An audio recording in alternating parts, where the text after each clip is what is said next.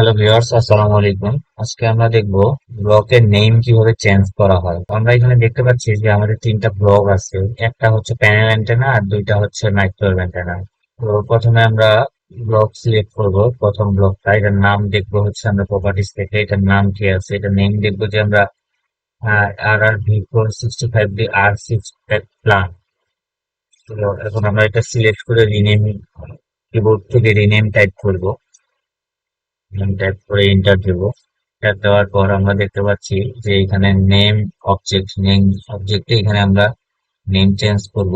তো এটা যেহেতু আমরা ব্লক, তো আমরা এখানে ব্লকে ক্লিক করব। ব্লকে ক্লিক করার পর আমরা ডান পাশে দেখবো আইটেমে যে আমাদের কোন ব্লকের নাম চেঞ্জ করবো আমরা। তো এখানে আমরা দেখতে পাচ্ছি যে RR V465D R6 প্লান, এটা হচ্ছে প্রথম অ্যান্টেনাটা।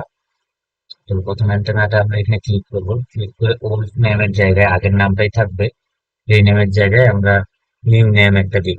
তো এটা যেহেতু প্যানেল অ্যান্টেনা, তো আমরা নিউ নেম প্যানেল অ্যান্টেনা দিই। অ্যান্টেনা দেওয়ার পর ওকে দিয়ে দিব। তো লেটস চেক যে আসলে নেম চেঞ্জ হইলো কিনা। তো সিলেক্ট করলাম, সিলেক্ট করে আবার প্রপার্টিস যাবো, রিনেমে দেখবো। ইয়েস, নেমটা চেঞ্জ হয়েছে, প্যানেল অ্যান্টেনা। তো এইভাবেই আমরা আমাদের ব্লকের নেম চেঞ্জ করতে পারবো। Thank you viewers, thanks for watching this video.